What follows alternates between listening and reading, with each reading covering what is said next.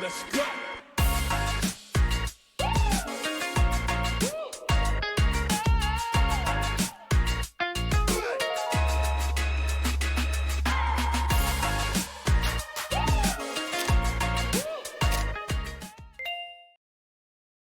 Hi, everybody.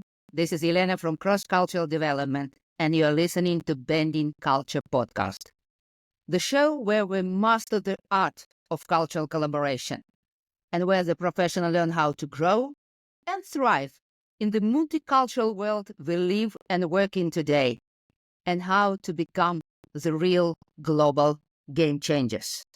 Welcome. Today's episode, we are going to unpack the issue of how becoming a multicultural society has changed the way we communicate and the way we quarrel on the work floor. And what are those changes actually mean for the modern organizations? We are doing it with our guest of today, Jan-Paul Duijndam. He is a trainer. He is a business consultant in communication and conflict management skills for more than 50 years. He's also a mediator. Sorry, 50 years? No, I'm not that old. 15. Oh, 15. Okay. Okay. Oh, yeah. You for the person. Yeah, it hit me. 15. Yes, that's 1-5, guys, right? So yeah, we'll put the record straight now. And for 5 years, he's an owner of a mediation education center in Rotterdam. This is the institution that schools and upschools professional mediators. And what speaks to me personally, and maybe it has nothing to do with the topic of today and with bending culture, he's also a man with a huge heart. He's a philanthropist who does so much for his community. Jan-Paul, welcome. Great to have you here. Thank you, Elena. I'm honored to have to be in your podcast, but also to have this introduction like this. Sounds great. Honor is all mine. Before we deep dive in your personal journey and in your professional experience with bending culture, let's put it like this, can you please explain to people who are listening and maybe never in their life heard the term mediation or mediator, what is that you guys do? What is what we do? Well, as a mediator, you're someone who is helping people who are in a conflict together to be the independent guider of the inner conflict, to help people to figure out, okay, how does it come that you guys get into a conflict without listening anymore to each other, just having a quarrel or having a fight with each other, and because of the lack of communication, the conflict just grows and grows. And what a mediator does is that he invites people to come, to sit around the table with each other and to figure out, okay, how come that each of you is responding like you do? Where does it come from? What needs, for example, what anxieties, what wishes are in danger out of your point of view and makes you respond like you do respond. And as a mediator, you help them to have that conversation in a way guided by the mediator to so they can understand each other. At least they listen to each other. Maybe they can understand each other. The goal is not that they really agree on with each other, but at least that they can agree that they disagree. But each of them should be should have the feeling, okay, the other person starts to listen again to me, and everything I say is they take it seriously. Yeah, so it can be in a private situation, but it can also be in a professional situation, right? Definitely, in all kinds of situations. So the manager who is having a conflict with one of the employees. It also can be shareholders who are in a conflict with each other.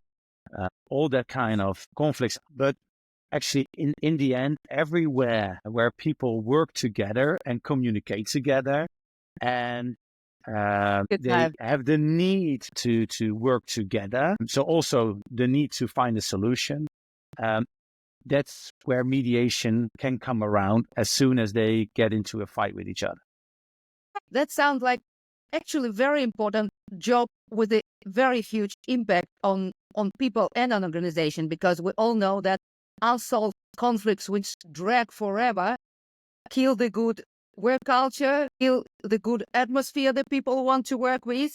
And with the shortage on talent we have right now, I think the organization just simply cannot afford people walk out because of the conflict which is not being solved.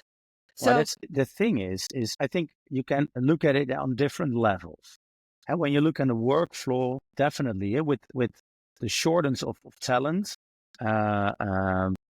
it's necessary to make sure that you communicate in a proper way with your employees to avoid that they get into fights who are exploding. So, because what you see quite often is that people starting to get sick and be at home because of conflicts who exploded, but sometimes even that there are conflicts below the surface. And so everyone feels something is going on. I'm not feeling comfortable. I'm not feeling safe here in this organization because no one dares to speak about what's going on. And what I'm calling putting it all on the table. And it's around, but we weren't going to talk about it. The other thing is, in our point of view and our vision, when you look at what the need is of employees in the future, is that employees want an employer who is in contact with them, who is interested in what's going on in you. What needs do you have? And so to avoid that you're getting into a conflict with that employee, it's important to have regularly a conversation. I understand what needs do you have? What anxieties do you have in working together? To have that clear as an employer, and I can understand where can I help you, we can have a better connection. And that's what the younger employees on the work floor want. They need it, actually. Absolutely. To be seen and to be heard and to be understood. That is right. The primary need of That's people right. to stay and to be loyal to the organization. So I really want to recognize you and your colleagues for doing this important job. Yeah. And the thing is that with mediation, we always on the back end there when there is a conflict, when it explodes. Yes. But you can train yourself with the right skills to have in a proper way that conversation, to avoid that you're getting into a fight with each other. And what we also see is that having a conflict is kind of, well, actually here in Holland, I'm not sure about around the world, but to call something a conflict, then, well, the world should be burning. Then it's a conflict. That you have a very high stamina for the conflict. Yes. That's right. Yes. That's right. So, but in the meantime, there is a conflict. Here in Holland, we say there is a conflict if one of the two have the feeling or thinks that he is in a conflict. So the other person says, conflict? I don't know. Are we in a conflict? Really? But in his or her eyes, you are in a conflict. What we see around is that it's hard for people to acknowledge that they are in a conflict because they're afraid to have a conflict. But the thing is, the conflict is when you look at a conflict like it's not something bad, but it's something we can learn of. Because the conflict shows, okay, what's important to you, Elena? What are the things what are important for you as a human being, as an employer or employee? Doesn't matter. But what's important for you? What needs do you have? What things are running through your mind? But also, who are you as a person? Also on a level of values. Okay, what values are important to you? And when you get into a conflict, those things make clear, okay, these are my boundaries. Now you want to cross my boundaries. Hey, stop. When you know how to do that in a proper way, how to deal with that situation, you start to inquire, okay, what's going on in you? What makes that you respond? Well, maybe to start screaming or to avoid everything or something like that. If we start to understand where it's coming from, then you can also help to solve in the future, okay, to avoid that we get into a certain situation again.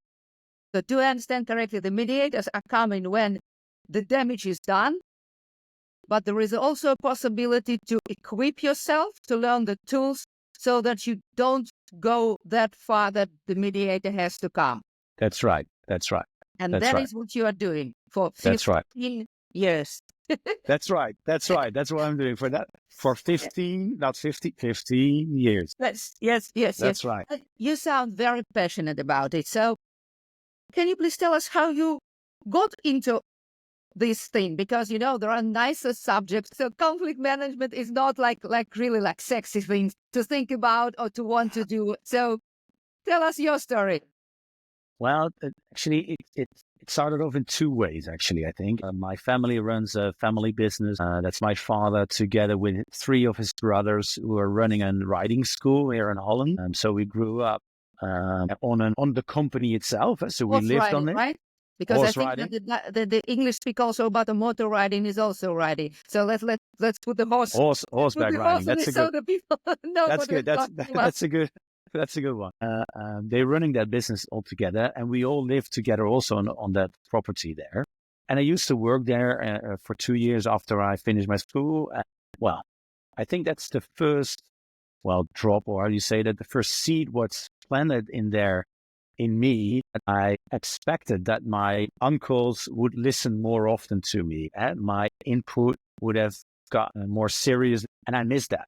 To me, it was quite difficult to talk about it because I was the oldest one of my generation. So they would just wanted me, okay, just shut up, just work, do your thing. We And are the older ones. We know everything. we know everything, and so I missed there a bit. And then after a while, I started off as a business consultant, also for other horse businesses. And there we also did change management. And in change management, you always get that people, what's weerstand in English? Resistance. Resistance, that's right, because of the change. And so I wanted to learn how to deal with that.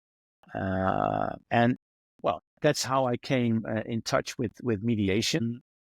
And actually, from the first moment on, this was it. This was what I wanted to do with my life. I wanted to learn people how to avoid, in a sooner situation, to avoid that you get into a conflict where you need a mediator. That's how I came into this business. And the rest is history, right? And the rest is history. Yeah. And then I'm curious, 15 years time, the world has changed dramatically. When you started, it was, even since Corona, we like talking about like a new century, new epoch. So I'm curious, and of course, due to the bending culture topic of the podcast, I'm curious what changed in a multicultural setting in these last 15 years, in your opinion. Well, what I see here, when I only have this experience here in Holland, so that's I need to make clear. What I see a lot is that in the whole society here in Holland, you see more often polarization. That's real, that people really standing in front of each other, total different point of views, and people are not always willing anymore to listen to each other. And that changed even faster during and after COVID. When you pick a topic, it's you're on that side or you're on that side. I think definitely before COVID, but when I started, people still had the willing to figure out, okay, what's going on in you and what's your point of view. Well, I miss that quite often. Do you recognize that or not? Must say, 2 weeks ago, I had a very, very huge quarrel with my longest friend. And it was about the racial differences, that how we look at the situation. And this, almost for the first time in my life, I was like, I'm on the opposite side of the other person in my views, in my mindset.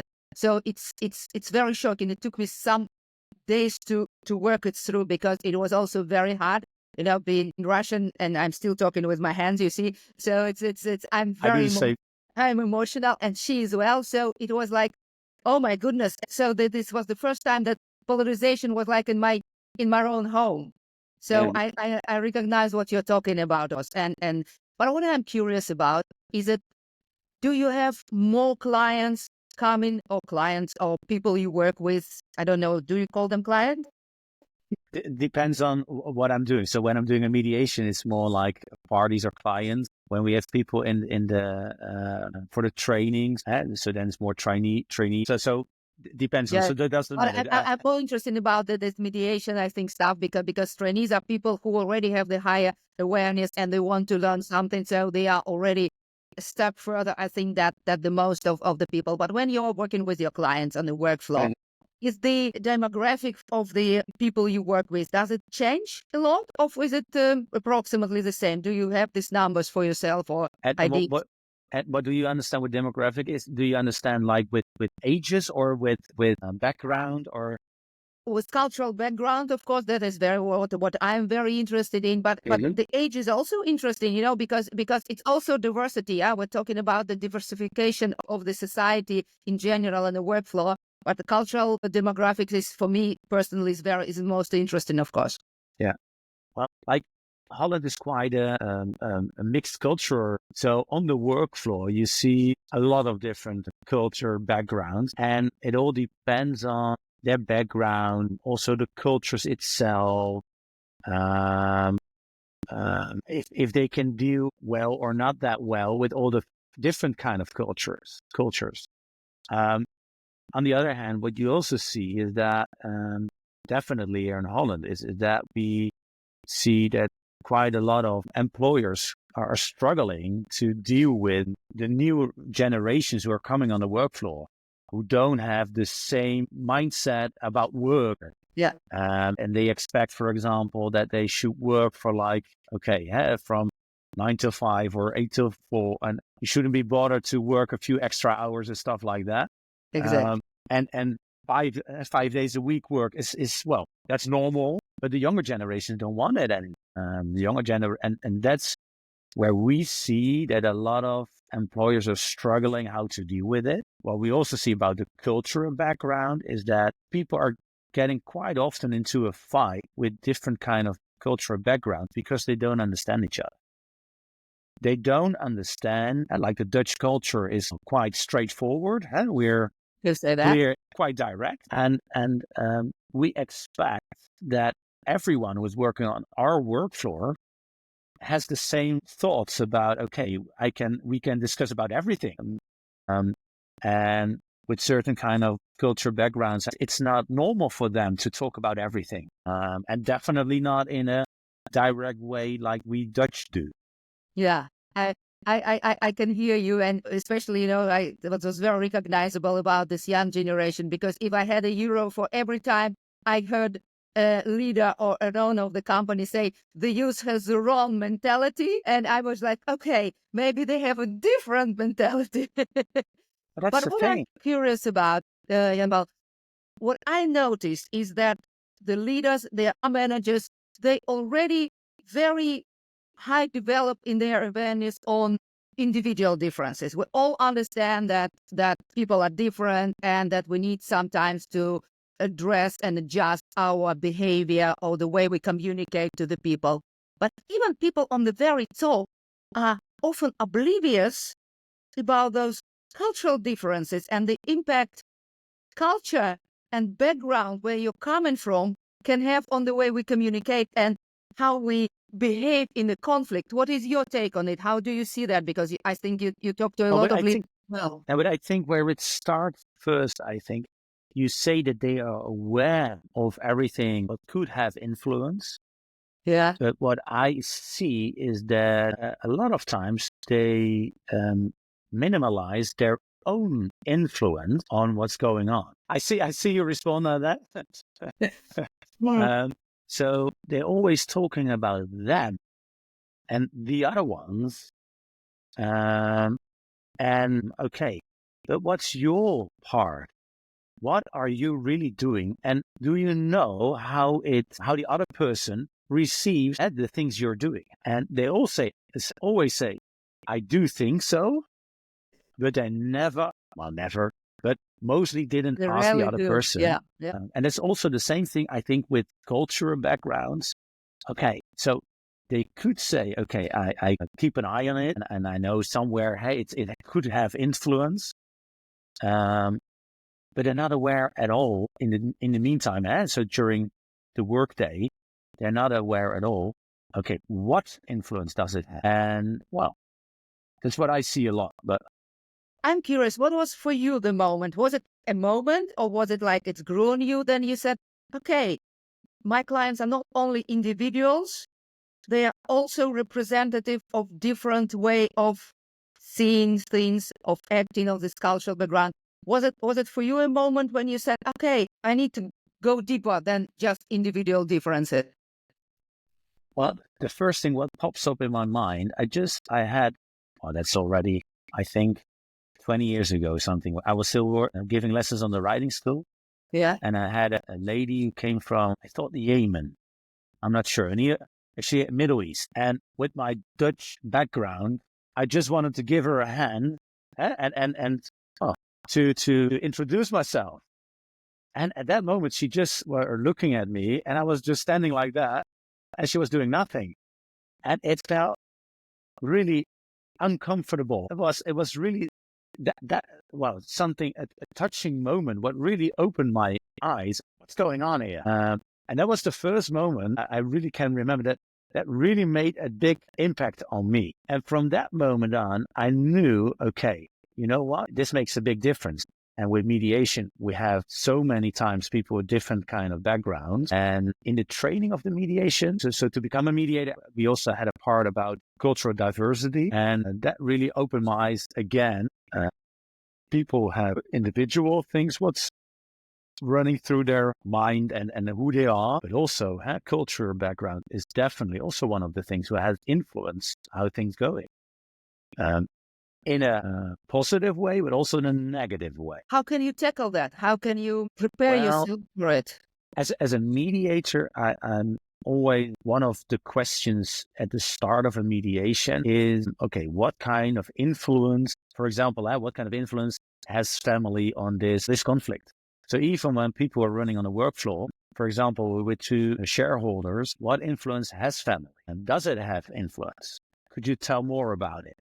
Just to make people aware, both sides, what influence does it have? And what I see quite often is on the work floor, you see conflicts started off because of different values people have, also the culture they have. And when you look at that different values, we see quite often that people get into a conflict because they don't figure out what influence certain values have on this conflict. To understand each other, it helps to figure that. Do you think for mediators, understanding this background, where it comes from, can be a huge plus? Because I understand that you cannot prepare for every nationality or every cultural background, but do the demands from the people that you are neutral no matter what? Or mediators are also people, and when they hear values which are not theirs and go against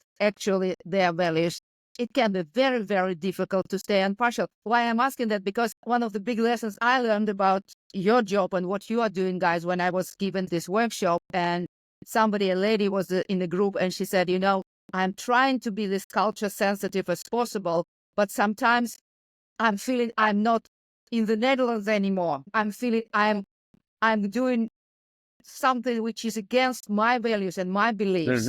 Can I deal with that? Yeah.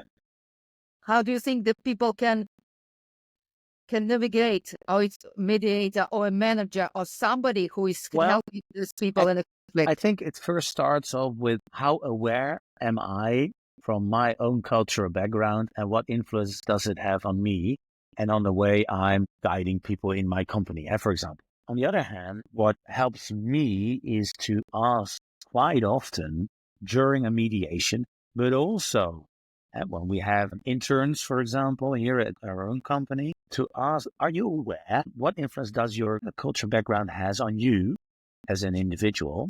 And I want to know and learn more about it. And so I'm really curious. What I've learned is, as the more interested you are in the other person, and one of the things about the other person is his cultural background, but about the other person starts to help to understand each other.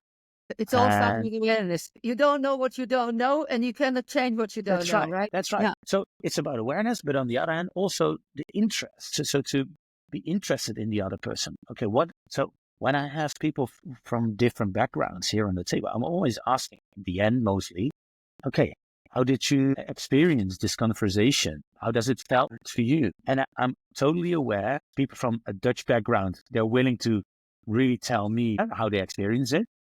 But from some other cultures, okay, it's quite difficult to get a straight answer, but to understand that they won't always be that straight like I am, because they want to be polite. They don't want to shame me or something like that. But between the lines, you mostly can hear what they say. And well, and then there you can also find a lot of answers on the questions you have.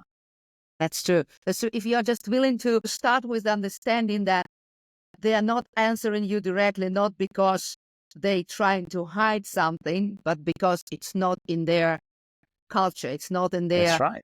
in their idea of the world that they need to respond right away. That's absolutely true. Yeah.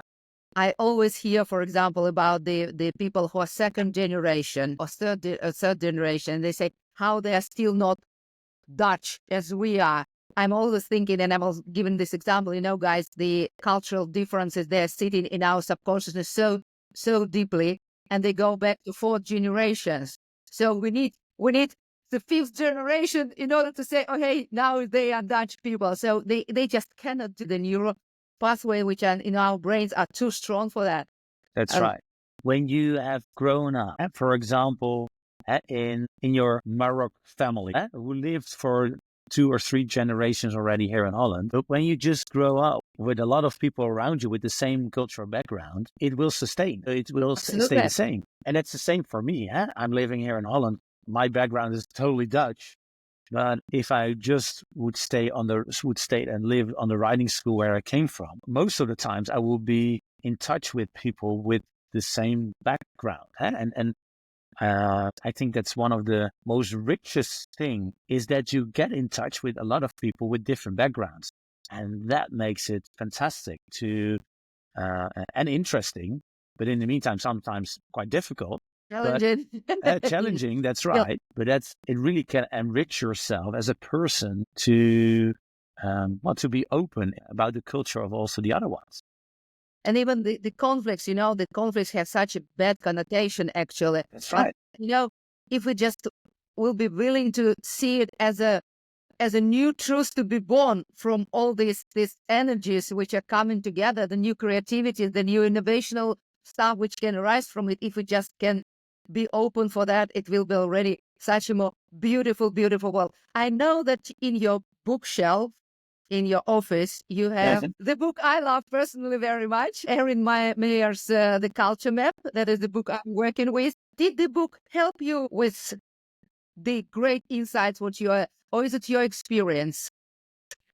I think this is a combination of both. What was kind of an eye-opener to me is that on the certain kind of subjects she works in her book, that you can also divide countries. And that also made me aware. I always, for example, I thought, okay, you know what? Give feedback, for example. Here in Holland, we're quite straightforward.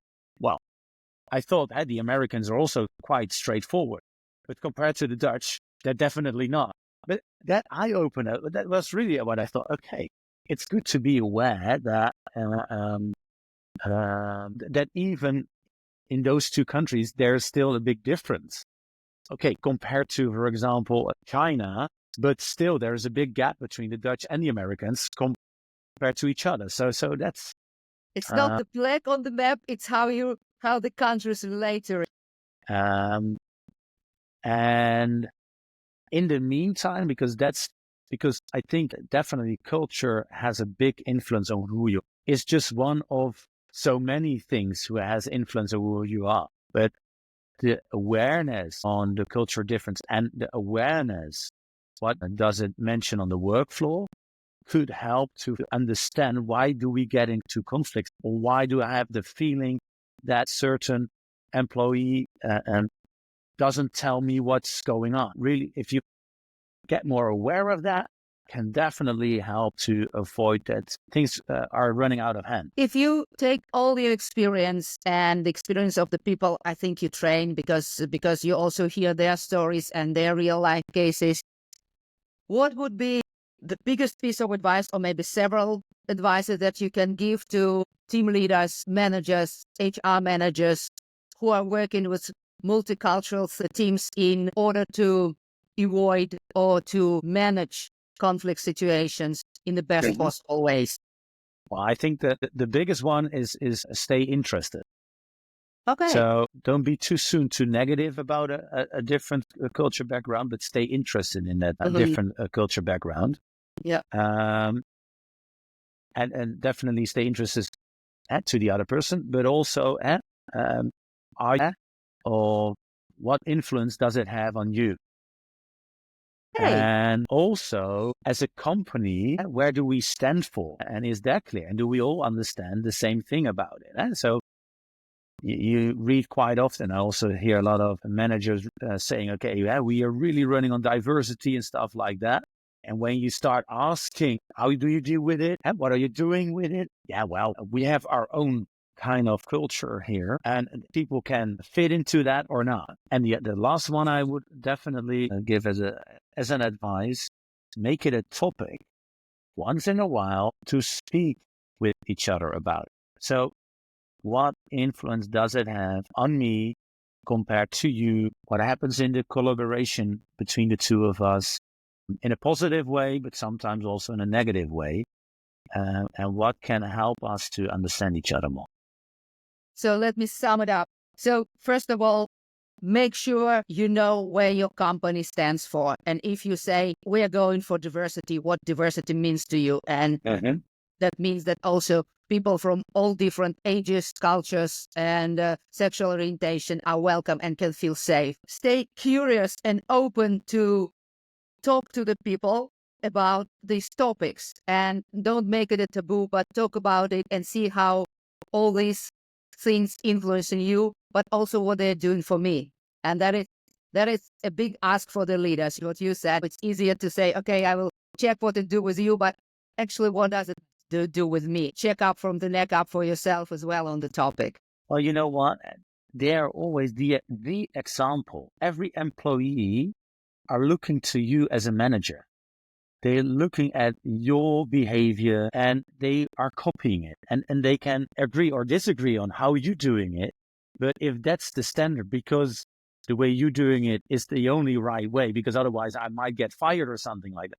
Managers should be aware of their the example for their employees. And they set the example for each and everyone on the work floor.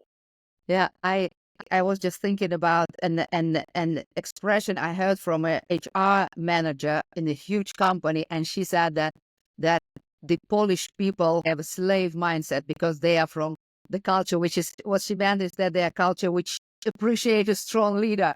But if you put our egalitarian Dutch way of looking at this kind of behavior, how quickly you can switch from, okay, they want a strong leader who is decisive, to they are behaving like. And don't underestimate what impact it has. Of course, when you speak out like she did to you, but even when she don't speak out to the employees, they all feel, they all sense that what's going on. How do they think of me? And it can be a small kind of words they use, of kind of behavior you show, that can feed that feeling with the Polish employees without even saying it. And that a lot of people underestimate what influence that has.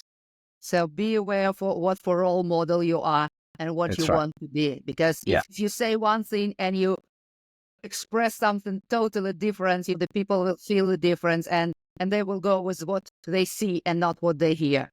That's right. That's right. Thank you. That is a very good one. And I have a last question for you. And what I already told, maybe it has nothing to do with the diversity, but I know that you are doing a lot of charity work and you're doing it in your community, that is Rotterdam. And maybe it does have something to do with multicultural, because I know that Rotterdam is the most multicultural city in the Netherlands. It is all the nationalities that live in the country also represented in the city. So it means that there is a lot of difference, not only cultural, but also economical and social difference in the city. Please say a little bit about this great work that you are doing. We have a collaboration with Everyday People Stichting. What's the English word? Stichting. It's Yeah, no, I lost it as well, but it's a non-profit. They organize all kind of things for elderly who are living on their own, for homeless, and for kids who are coming out of a family who don't have the financial possibility to take care of their kids. And what we see, for example, homeless people used to come here to Holland for work. They worked here for a while, they got fired or the work stopped or something like that, and they don't want to go back to their home country, so they stay here in Holland, can't find a new job, can't find a new house, and start to living on the street. And what the great work that the non-profit organization is doing, well, they organize all kind of things to give them a listening ear, to show them that they're still a humankind. They're doing great work, and it connects really good with our values here in the company. So where we want to stand for, that everyone has the right to be seen, to be heard, and to be acknowledged as a human being. So there's the great, that's the connection we feel with them. Each year we invite a group of kids to the riding school of the family. For me and for my kids, for example, it's our way of living. For us, it's normal to have horses around, but also to wear proper shoes and stuff like that. And on days like that, they will remind you that it's not for every person. I've seen kids that did a race without a horse, actually. They did a race, and one of the boys said, "I'm sorry, I cannot run with this race." So I asked, "Why not?" Yeah, my shoes, they're hurting me. Okay, and what about your shoes? They're 2 sizes too small. Oh my goodness.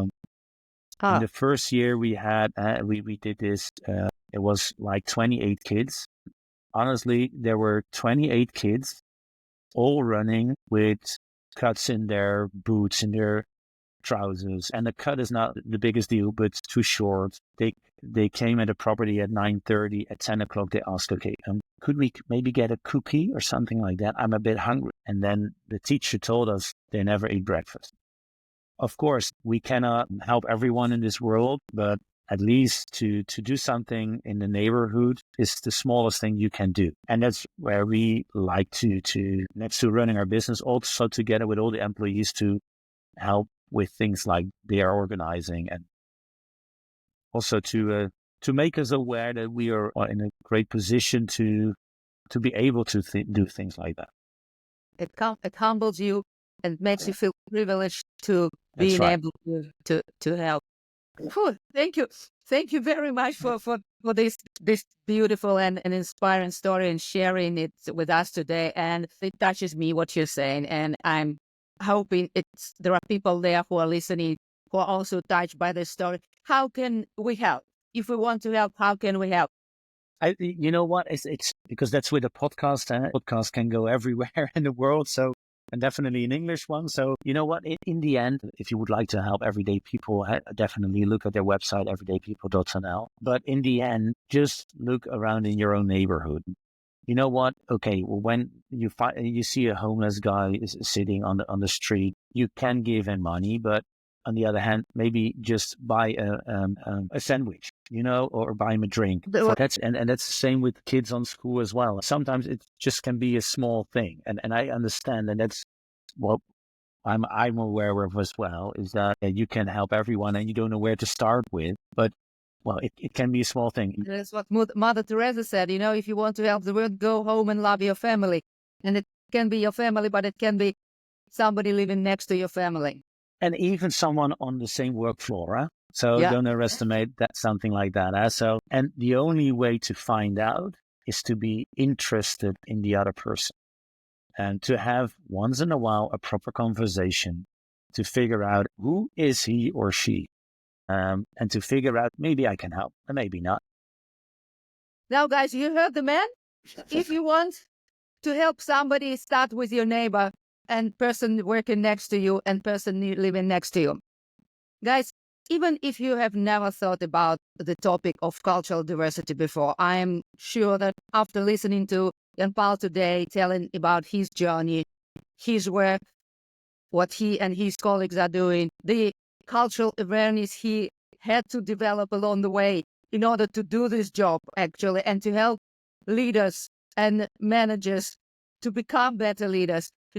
I think that you cannot start by understanding that next to all these important management leadership skills, understanding the cultural differences is becoming one of the powerful professional tools. So if you are inspired by Jan-Paul, if you want to know more about the topic, if you want to become more confident in navigating the multicultural landscape we live in today, now join me in 2 weeks for more tips and insight on Bending Culture podcast.